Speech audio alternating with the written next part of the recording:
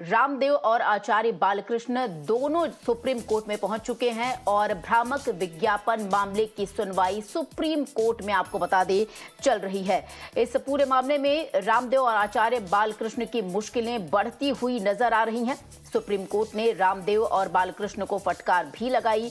हालांकि आपको बता दें कि रामदेव और बालकृष्ण ने बिना शर्त माफी मांग ली थी और साथ ही साथ आपको बता दें सुप्रीम कोर्ट ने फटकार लगाते हुए साफ तौर पर कई यहां पर अहम बातें रखी, जिसमें सुप्रीम कोर्ट द्वारा कहा गया हमारे पास पहुंचने से पहले ही हलफनामा जो एफिडेविट है वो आखिर लीक कैसे हो गया।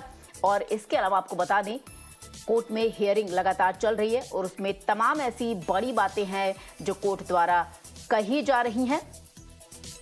सुप्रीम कोर्ट ने साफ तौर पर यह भी कहा है कि स्पष्ट रूप से रामदेव प्रचार में विश्वास करते हैं।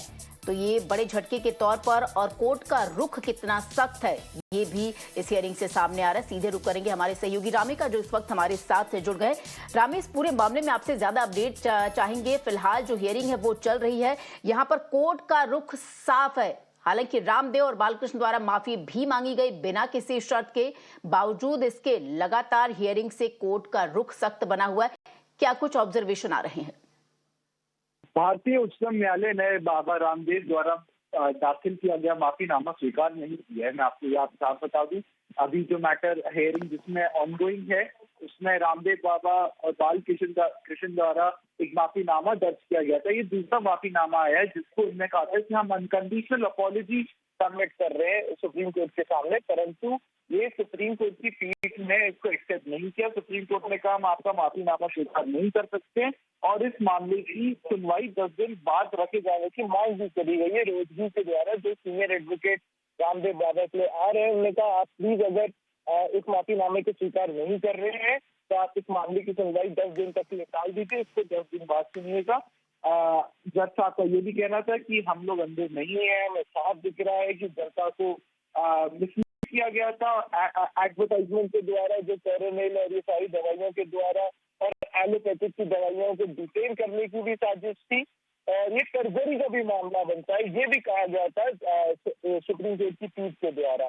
ये करते हुए उसमें जज साहब ने ये भी बोला कि ये जो आप माफी मांग रहे हैं ये सिर्फ कागजों पे है, पर पीठ के पीछे ये कुछ और ही चल रहा है, हम इसको स्वीकार नहीं करेंगे।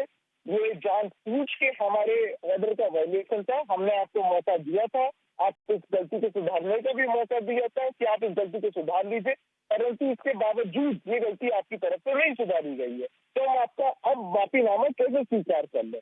ये कहते हुए सुप्रीम कोर्ट ने बाबा रामदेव के द्वारा दाखिल माफीनामे को खारिज कर दिया है। जी बिल्कुल रामे, आपका बहुत बहुत शुक्रिया इन तमाम जानकारी के लिए। तो आपको बता दें भ्रामक विज्ञापन मामले में रामदेव और आचार्य बालकृष्ण दोनों ही सुप्रीम कोर्ट पहुंचे, वहां पर लगातार सुनवाई हो रही है। हालांकि बिना शर्त उन्होंने माफी भी मांगी और साथ ही साथ कोर्ट द्वारा सख्त जो रवैया है वो भी सामने आ रहा है। कोर्ट साफ तौर पर उसने कहा कि एफिडेविट थी वो कोर्ट पहुंचने से पहले आखिर लीक कैसे हो गई, और वहीं दूसरी तरफ कोर्ट द्वारा ये भी कहा गया कि जो माफीनामा है उससे कोर्ट संतुष्ट नहीं है।